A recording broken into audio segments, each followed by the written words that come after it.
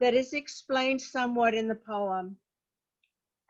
Today, at least I can do Tonglen, inhaling the suffering of the world, exhaling peace, love, joy.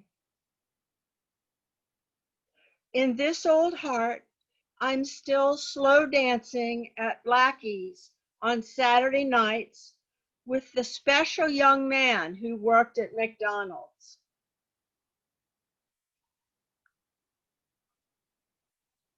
First night without my cat. I stay up late to avoid the darkness of her absence. First morning without my cat, but her little face is looking at me from within my heart. For my cat who likes order, I make the bed. At the SPCA, she knew I was her person. Standing in front of the mirror, I see Granny looking back at me. I do not mind getting older. This was written on my 75th birthday. Today I don't need any food. 75th birthday. For my next quarter century, I'll be a lovetarian. And here's the last one. To be a woman, we are made, not born. At 75, I am making some progress toward an open heart.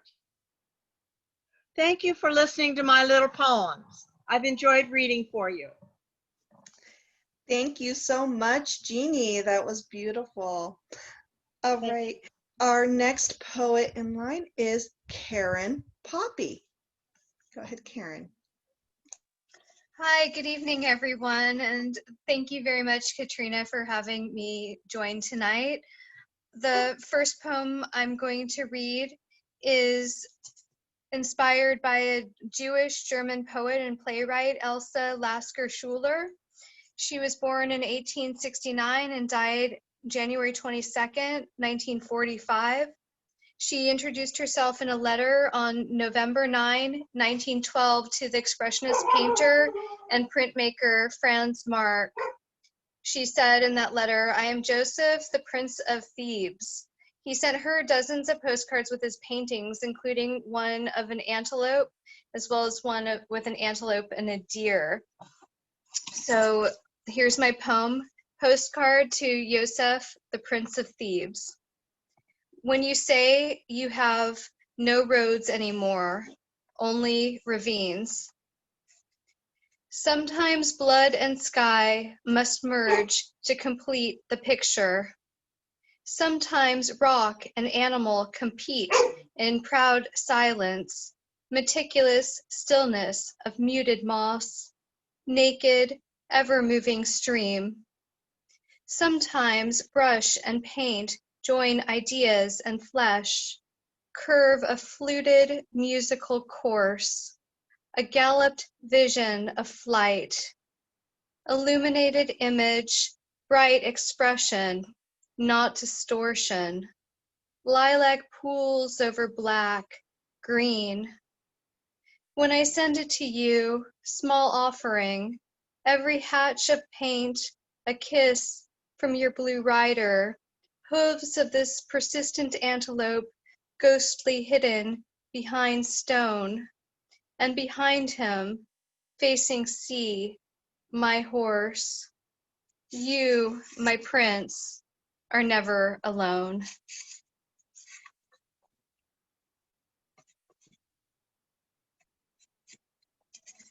Thank you. The second poem I'm going to read is titled Every Possible Thing.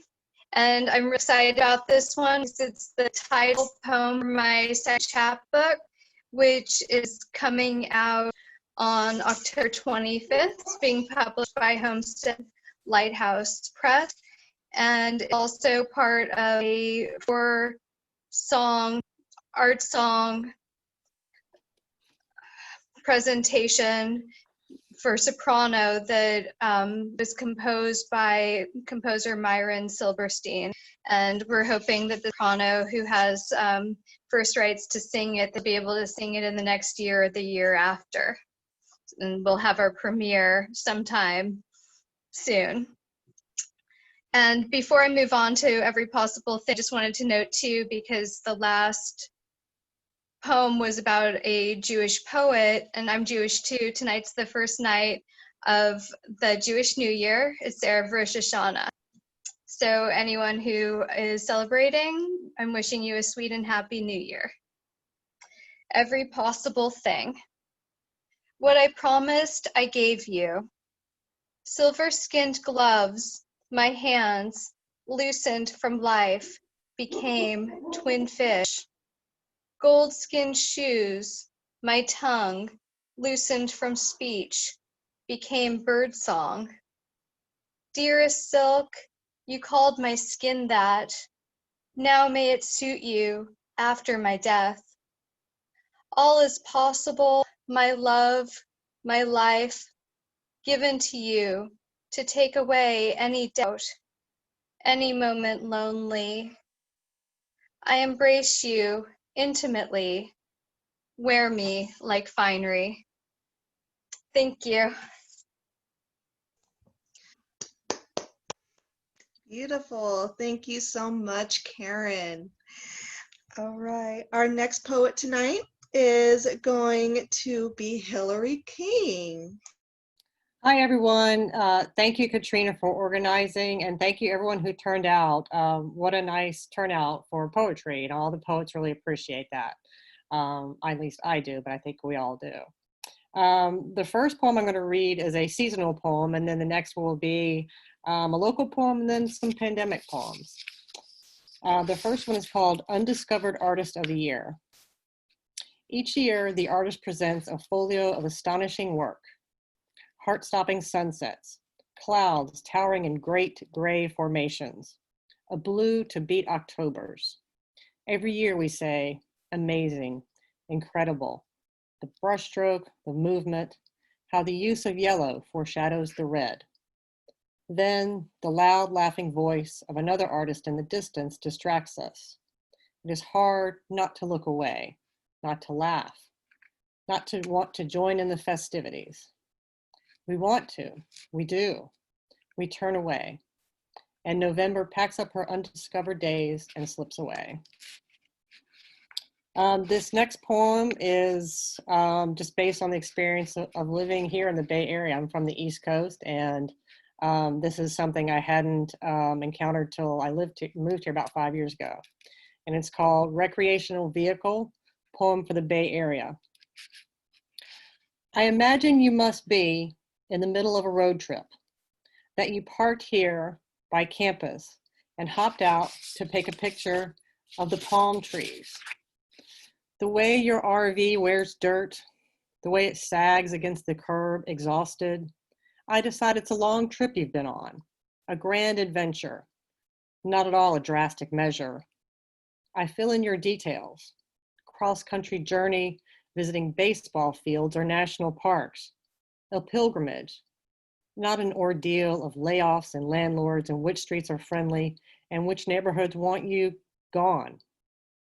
If I pretend hard enough, maybe I will never see myself behind that wheel. This next one is sort of a pandemic poem, and it's called The Dog is an Essential Worker. You cannot serve two masters, nor sleep at the foot of one if the other is on a Zoom call in the other room. These days, the dog lies in the short hallway between our old life and this new one of everyone always home. He must envy the cat's detachment, how it sleeps on the bed all day, how it won't move till a can opens and the food hits the bowl. Not so the dog.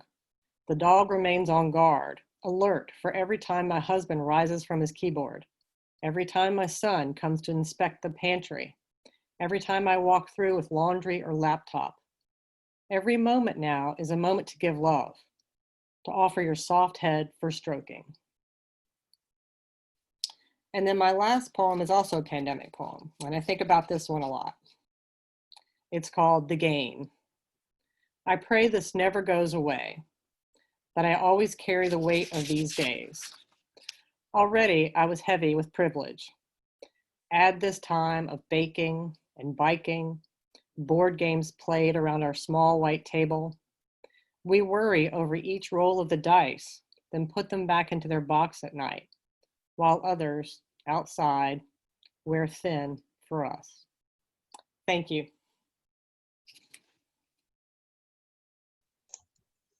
Oh, that was powerful. Thank you so much, Hillary.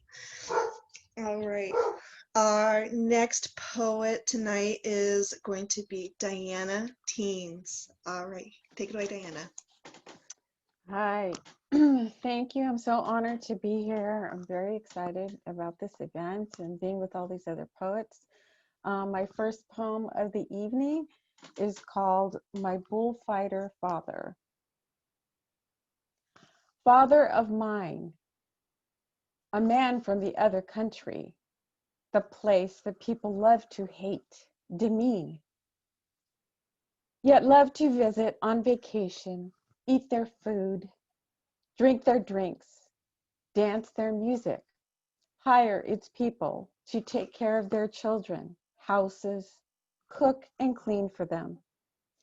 They are those brown-skinned people that speak Spanish, that foreign language.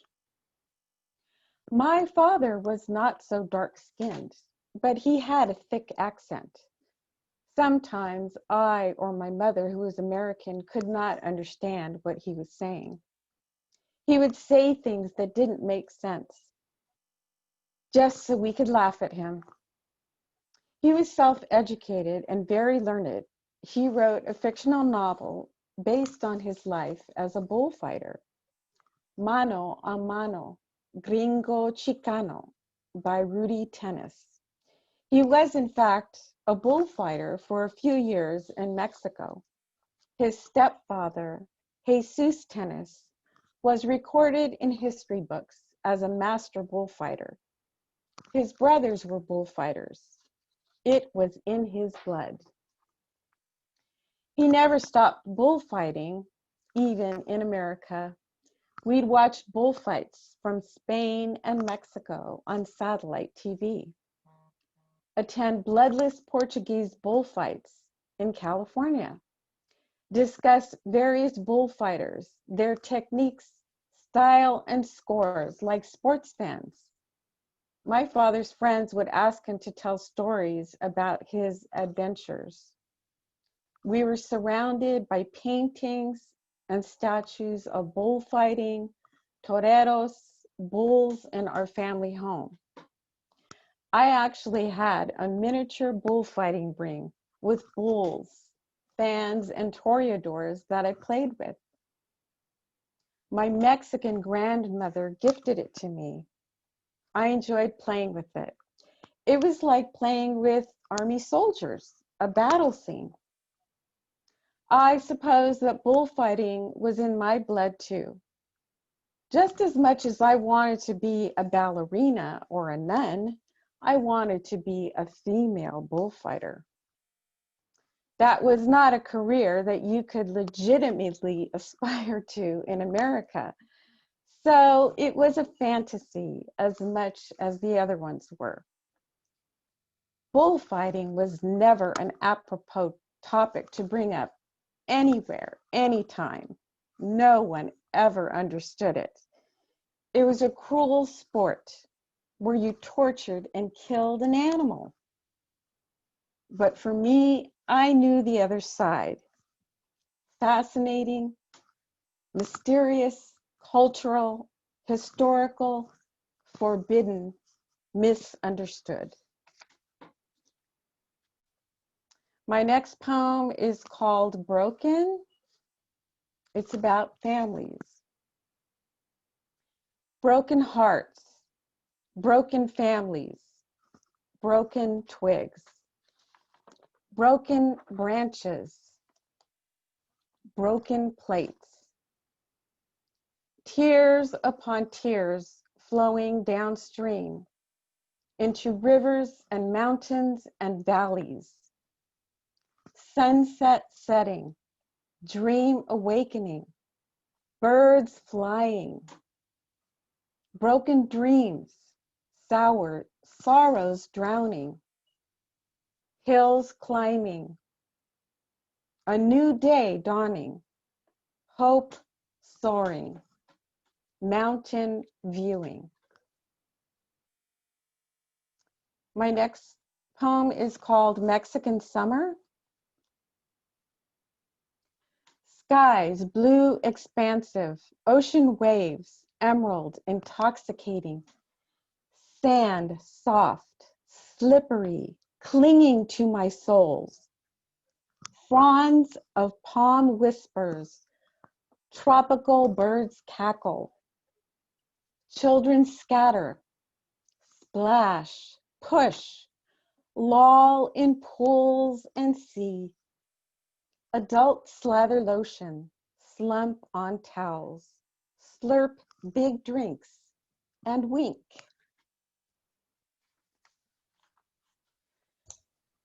My next poem is called Pansies. Purple pansies crawl up the brick wall of the neighbor's house. They stick out like ears in every direction, waiting to hear your secrets swirling in the wind. Bunches of flowers hand their fragrance to noses weary of other smells. Their colors brighten our eyes and minds. The secrets won't be found because we don't know where they're buried, and they really don't want to dig or know. Thank you very much for having me. Appreciate it. Wow, that seems so personal, Diana. Thank you so much. That was wonderful. You're welcome. All right. Our next poet tonight is going to be Michelle Murphy. Go ahead, Michelle.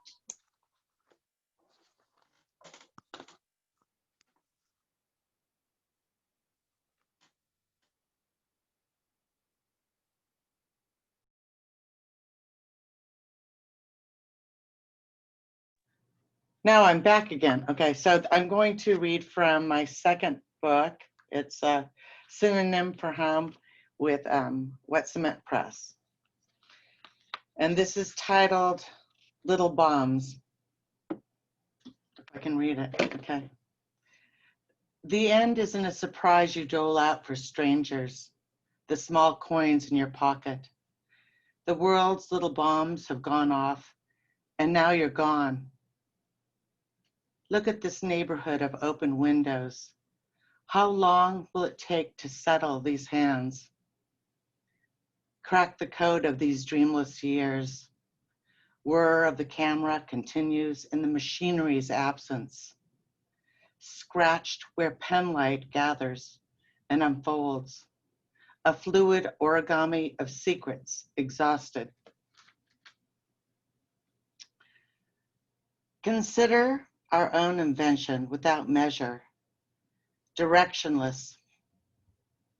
I've only come to say there's a kiss on the mirror for you to find before we fall again.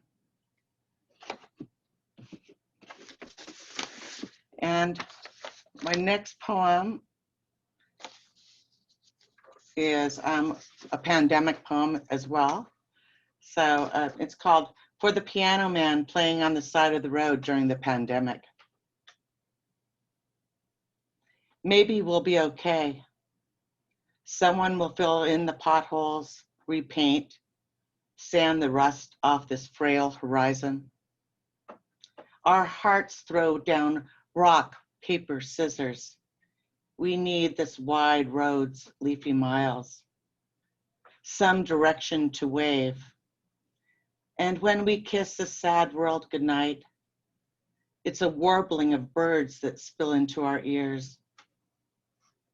And your mother, sudden and alive, again with her laugh, hangs her hair over the edge of a blue boat, skims the water with what's left of her beauty, while your father, another piano man, carries keys from town to town on his back, bewildered by his teeth, and how in every photograph, the future of his face is laid bare, apparent to anyone who understands history. Thank you.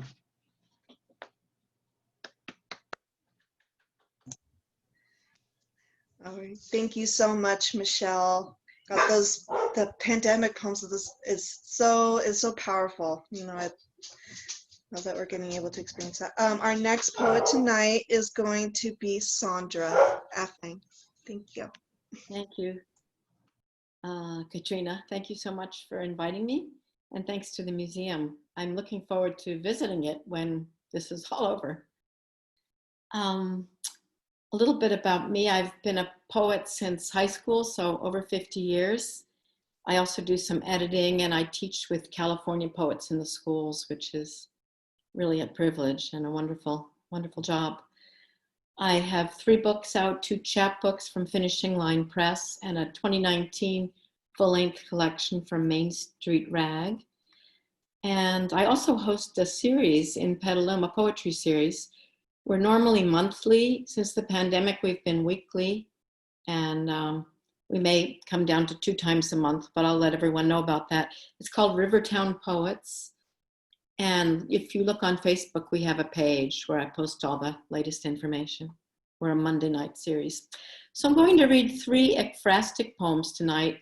For those of you who don't know the word, ekphrasis is a Greek word that means, I don't know exactly what it means, but it's, in English, it's poetry after another art form, usually visual art, but it could be music or dance or drama as well. So I'm going to share my screen and give you a little glimpse of each painting before, so you know what I'm talking about. So here comes the first one. Move that over. Okay. This is the first one. The painting, it's a detail of a painting called Carnation, Lily, Lily Rose by John Singer Sargent. Okay. My sister and I stand in the dark garden. White lilies hover near like nursemaids. Paper globes grow huge in her hands, pleated orbs of yellow light. This morning I was cross with her. Now we lift our torches, watchful in the hush of shadowed green. The lark song drowns our quarrel. We touch the metal rims with lighted sticks, illuminate the glade of flowers, carnations, roses, scores of lilies, hang our lanterns from the lowest branches. Afterwards, we sit in silent wonder, dreaming of the studded stars, the family gathered for the festival, lamplights kiss on our dew-daubed cheeks. And going to share the screen again to show you the second painting. This is probably a much more well-known painting. It's by Renoir, and it's called Girl with a Blue Ribbon. And incidentally, lots of artists painted paintings called Girl with a Blue Ribbon. It's kind of fun when I started to look for it. Okay. Girl with a Blue Ribbon. Wrapped in green foliage, she sits, steeped in spring's deep arbor, red hair splayed about her shoulders, the ice blue satin ribbon more a garnish than a yoke. I sink into a bed of dove gray tulle, arm on a velvet hassock, in the ruby port dress with white lace cuffs and collar. I feel the sash constrict as mother ties the bow at the small of my back, like a starched Christmas package. I'd trade places with her in a heartbeat, for though we both sit for portraits, there's a wildness in her streaming locks, a hint of mischief in her blushing lips. No doubt we're both dreaming of tadpoles and cattails, riding the barefoot winds of our imaginations. A sadness fills my budding dimples, trying hard to bloom. The ponytail, corkscrewed by strips of ragged sheets, is pulled too tight. Oh, to wear her crinkled blondness, the blue bow almost an afterthought, though our eyes share a certain ennui. Mine mouth a prayer of escape and transport. See that frisson of perspiration on my brow? The gold charm bracelet shackles my wrist, matching the heart-shaped locket that advertises our family class. Look closely, see how the photographer has painted my mouth in an upturned bow, flushing the wan cheek to make it glow where my blood ran cold. Thank you. I have one more for you. This one I think I'll leave up because it's such an odd painting. It's by Salvador Dali. I bet you could tell that right away. And I had never seen this before last summer when I it was shown to me at a writing conference. It's called Swans Reflecting Elephants. One of the oddest of Dali's in my mind. My poem is called Narcissism. 3 swans bathe in an emerald pool. They gaze into the ripples, enamored with their own beauty. This honeymoon will not last. Bent necks become elephant trunks. Feathered fantails sprout enormous ears. They preen and dip, more smitten with themselves with every draft. The swans suck verdure from the trees, burnt skeletons that pierce the cobalt sky. Even the clouds shudder at the scene and shrivel into smoke. The artist stands at the edge of the pool, back turned to the dream. Es destino, whispered his stooped shoulders. The world creates itself in images of desire. We see what we covet, the gilded beauty of the other. The rocks begin to smolder. Already the land behind the swans is drying up, the earth returning to bone. Thank you very much. Thank you so much, Sandra, for rounding out our evening there. I hope all of you enjoyed that as much as I did. You know, for me, the written word, especially poetry, can take us to so many different places, and the imagery and the subject matter and the relevance, you know, tonight really, really did that for us, at least for me. So thank you to all of our poets.